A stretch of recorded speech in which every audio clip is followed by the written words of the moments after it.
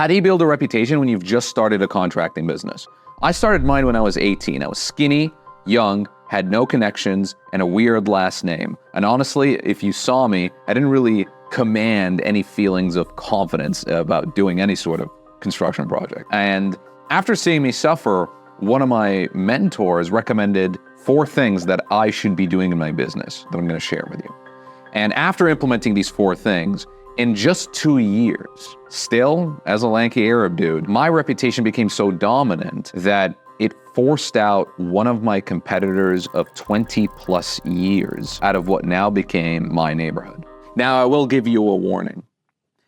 When I first heard these, I nearly dismissed them because of their simplicity. In fact, as this video goes on, the points and the habits will get simpler and simpler. And at the same time, they're going to become more and more important for building your reputation. So let's dive in. Habit number 1, show up on time. Now, the same reason why somebody might dismiss this as elementary is actually the same reason where if you do this correctly, you can absolutely dominate. I remember this one time, I was shadowing one of my mentors who ran a very successful business. We were driving, I was learning how he was doing his bidding process.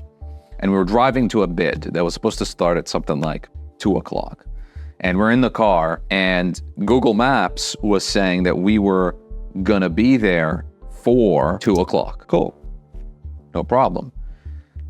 He turns down the music, looks at me, and he says, Amr, call the customer, let them know we're gonna be 1 minute late. I was like, that seems redundant. I mean, we're just gonna be there on time. Why make it awkward? Why put ourselves on the back foot? You know, like we can just kind of sneak on by, or maybe they wouldn't notice. It's kind of what went through my mind. But he made it clear, call them right now, let them know we're gonna be 1 minute late. So I did, called them, and I was like, hey, this is Amr. We're coming to the bid for 2 o'clock. We're gonna be 1 minute late. Customer said, okay, thanks for the heads up. But you can kind of tell that they were like a little bit thrown off and confused, being like, what? Like, is that even real? Like, how's somebody that accountable that even if it's a minute off, they're calling ahead of time? What I didn't know is that that was actually ticking a box in the customer's head. Now, the logic for being 1 minute late is that things could happen and you got to park the driveway, grab our material, walk up to the driveway. That stuff can take around a minute. So if you get there for exactly 2 o'clock, there's going to be a minute or two where you're just actually getting ready to go to the door. And that stuff mattered. When you call, even for something like 1 minute, it really shows to the customer how much you respect their time. One of the things I quickly realized is that when you show up a little bit late to a bid or any sort of estimate, you're actually already starting out on the back foot. Really think about it. If this person has never met you, starting from even ground, now you're gonna try to climb your way out of it. Why should they write you a deposit and trust you with a property of their own when you can't even show up on time? Now, funny enough, your reputation isn't this thing that just affects your customers. It also applies to your employees and subcontractors. When you show up on time, when you show up early to a job site, to a customer's house, you are signaling to everybody that that is how you want to respect the customer's time, that it's not okay to show up late. Habit number 2, do what you say you're gonna do. Successful contractors have a high say-to-do ratio. For example, one of the contractors that is one of our clients that we're working with, he landed a $1.6 million development, hand-selected by the mayor. The guy was on the news. Reason being, he spent years building his reputation as the guy who just did what he said he was gonna do. His word was his bond. And so when this development comes across and you're up for re-election and you need someone smart, you go on the person that you depend on the most. And that's how he landed this massive job. So that's an example of somebody who, when they started out, put a lot of energy into building their reputation. And when you're starting out a contracting business, that can be worth hundreds of thousands of dollars down the line. And so there's 3 things that really happen when you become known as a person whose word can be counted on. And that becomes your reputation.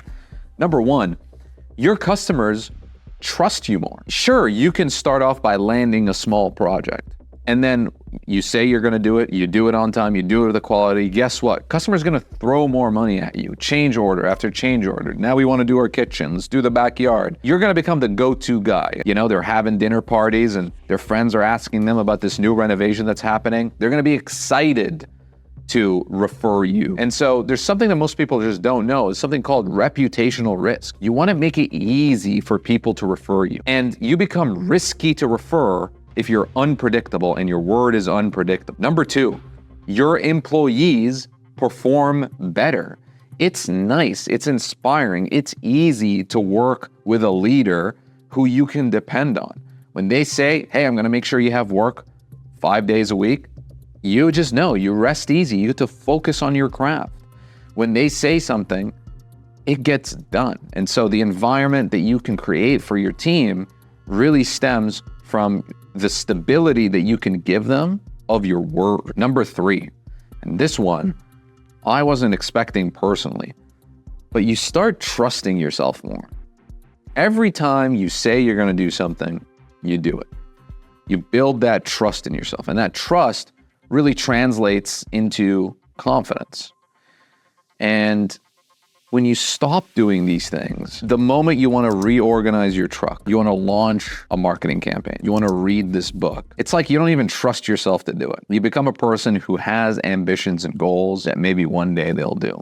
So how do you do it? How do you do that? Keep track of your word. Really start relating to your words as contracts. That made a big difference for me. And so if you're being prudent, any contract you make with a person should probably be written down, right?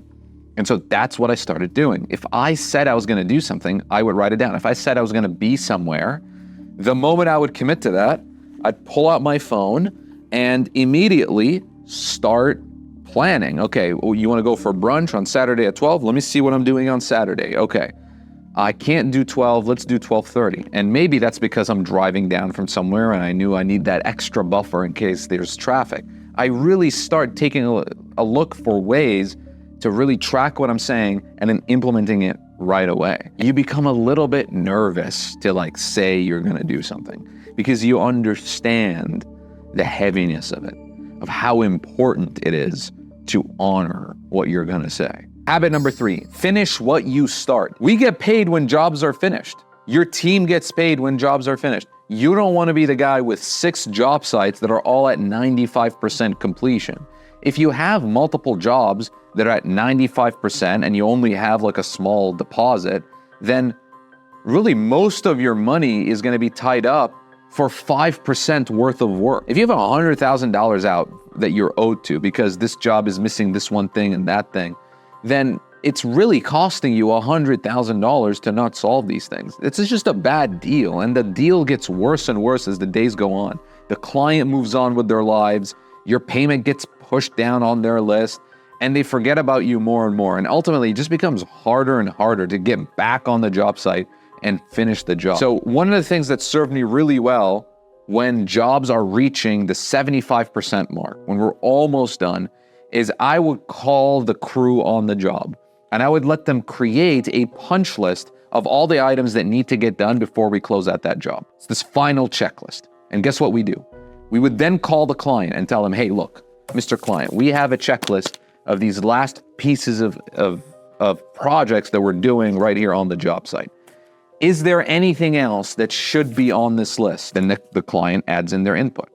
And then when we're 1 or 2 days away and we're about to wrap up that same day, we would make sure that the customer, the project manager, if we're doing giant commercial jobs, you make sure the person who's going to sign off on your work is there on the last day when the punch list is getting done for final touch-ups and details, because that is what's going to get you paid, is having the person there on the last day saying, hey, look, we need this here, let's do this there.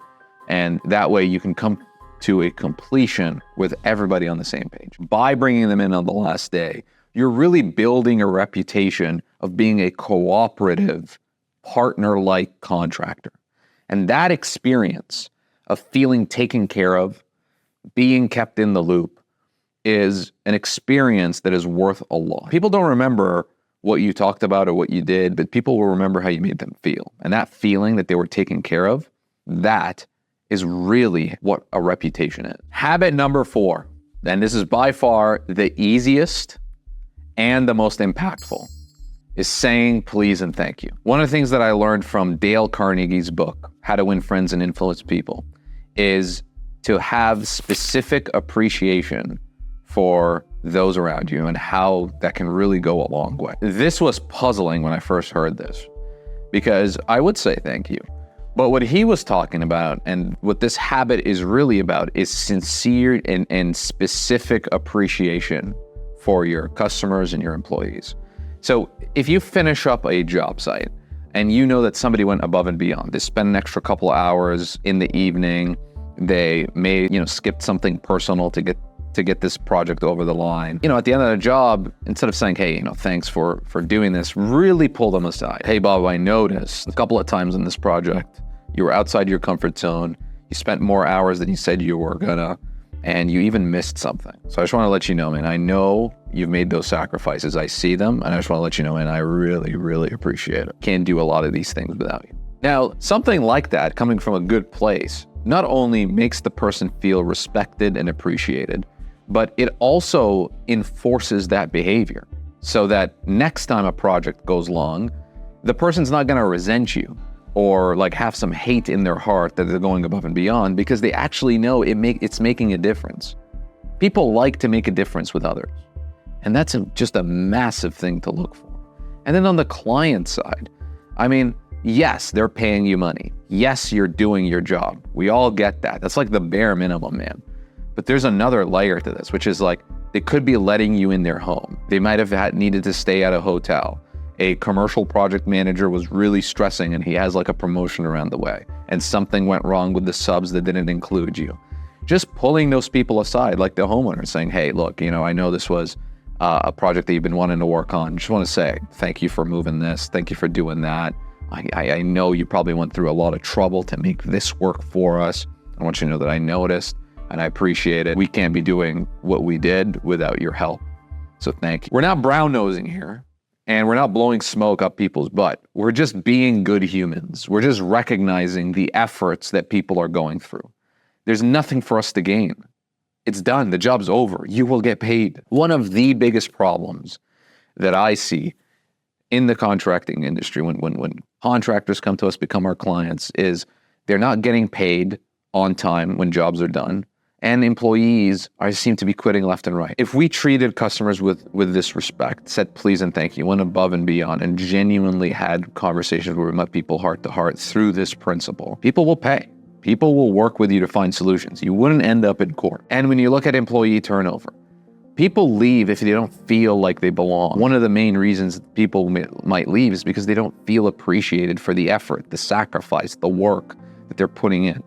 Now, I hear it all the time when I say this, but Amber, it's the bare minimum. It's what a man's duty is. They show up, they do the work, they shut up, and they move on. Look, I get it. Maybe once upon a time where, jobs were scarce and communities were more tight-knit, that was that. But now people have options. People know what they can get. If we want to keep people around, it's the intangibles. It's not just the money and the benefits. It's the pleases and the thank yous. Letting people know that they're truly appreciated for their work. And so these are the 4 habits. Show up on time, do what you say, finish what you start, and say please and thank you. And if you've made it this far, thank you. There's a lot of options of where you could spend your time, a lot of other flashy videos, but you chose to spend it here with me. So thank you very much.